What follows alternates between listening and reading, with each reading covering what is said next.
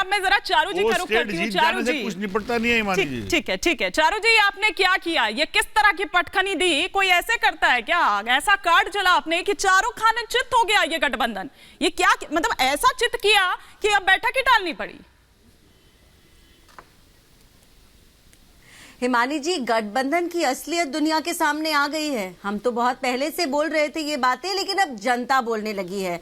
तो 5 प्रदेशों में चुनाव हुए और इन चुनाव से पहले बाय इलेक्शंस भी हुए। इन बाय इलेक्शंस में भी और इन 5 प्रदेशों के चुनाव में भी गठबंधन दूर दूर तक दिखाई नहीं दिया। क्या दिखाई दिया? अखिलेश वखिलेश। क्या दिखाई दिया? चिरकुट। क्या सुनाई दिया? 2 कौड़ी का नेता। ये तो इस गठबंधन की असलियत है। एक दूसरे को बुरे बुरे नामों से पुकारना और फिर मीडिया के सामने आकर रोना और कहना कि मेरे साथ तो धोखा हो गया, मुझे तो पता ही नहीं था कि इस गठबंधन में हम अकेले अकेले लड़ रहे हैं। भाई, ये गठबंधन किस चीज का है? अगर आप रोज अपनी मर्जी से अपने हिसाब से हर चुनाव लड़ते हैं, हर सीट पर एक दूसरे के आमने सामने आकर एक दूसरे से ही लड़ते हैं, आप किसको बुद्धू समझते हैं? या तो आप अपने आप को बेवकूफ बना रहे हैं या आप इस देश की जनता को बेवकूफ समझते हैं। लेकिन ये गठबंधन की जो असलियत है ये किसी से छुपी नहीं है, क्योंकि इस गठबंधन का साथ आने का केवल एक ही ऑब्जेक्टिव है, मोदी जी को हराना। जिस दिन इनका ऑब्जेक्टिव कुछ पॉजिटिव हो जाएगा ना इस देश के लिए, शायद ये 2-4 सीट में कहीं पर 2-4 वोट ला पाएंगे। आज की तारीख में जनता ने दिखा दिया है इस गठबंधन को कि सनातन को गालियां देकर, सनातन को बीमारियों के नाम से पुकार कर कहीं पर भी इस देश में आपका भला नहीं हो सकता। ये असलियत है, ये सच्चाई है और इसको इन्हें मानना ही होगा। डीएमके के नेता स्टालिन जूनियर ने कल माफी मांगी, टेढ़ी मेढ़ी सी माफी मांगी, कहा कि मैंने तो ये सब कहा ही नहीं था। अरे भाई साहब, आपने जो कहा था वो वीडियो पर है और एक बार नहीं, चिल्ला चिल्लाकर आपने डज़नों बार यही बात कही थी।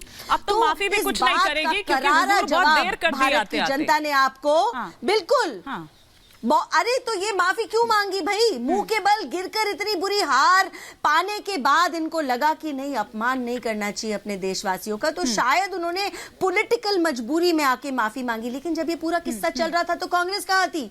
कांग्रेस के नेता क्या बयान दे रहे थे?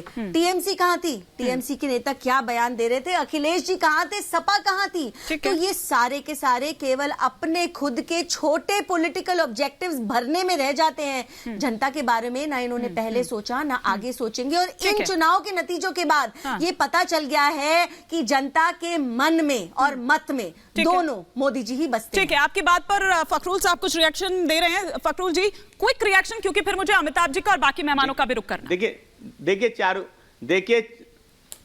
देखिए चारू जी, आपको जब किसी ने माफी मांग ली तो उत्तर प्रदेश के मंत्रिमंडल में संजय निषाद हैं।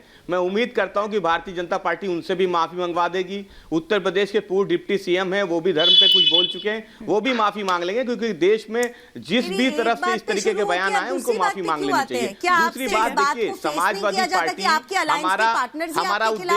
हमारा उद्देश्य किसान मजदूर नौजवानों की लड़ाई का है। जो वादे आपने 2014 में किए थे, 19 में किए थे, नौजवानों को लेके, बेरोजगारों को लेके, महिला सुरक्षा को लेके, उन वादों पे तो बोलिए। उद्देश्य आपका टीवी के डिबेट्स तक ही टिका रह जाता है। नहीं, ये आप बताइए, आपका उद्देश्य कहाँ है? आप बताइए ना, आप बताइए ना, बेरोजगारों को रोजगार मिल गया क्या? उत्तर प्रदेश का नौजवान वो बिहार में जाके नौकरी पा रहा है। महिला सुरक्षा के नाम पे उत्तर प्रदेश में घर में महिलाएं सुरक्षित नहीं है, सड़क पे सुरक्षित नहीं है। अरे रोजगार मेला लगाने से रोजगार मिलता है क्या? आप पहले तो रोजगार और नौकरी और जीविका में जो अंतर है उसको समझिए। रोजगार और जीविका में ऐसा लग रहा है कि अब चिरकुट नेता, 2 कौड़ी के नेता और न जाने क्या क्या जिस तरह की भाषा का इस्तेमाल किया गया था। हालांकि मुझे उस तरह की भाषा का इस्तेमाल नहीं करना चाहिए, रिपीट नहीं करना चाहिए उसको। लेकिन क्या इन तलखियों के साथ वापस इंडिया गठबंधन जो नाम दिया गया था, जैसे शुरू हुआ था, क्या वापस वहीं पहुंचेगा? ये देखने वाली बात होगी। ये तलखी कहां, अब यहां से आगे क्या आखिर देखा जाए। लेकिन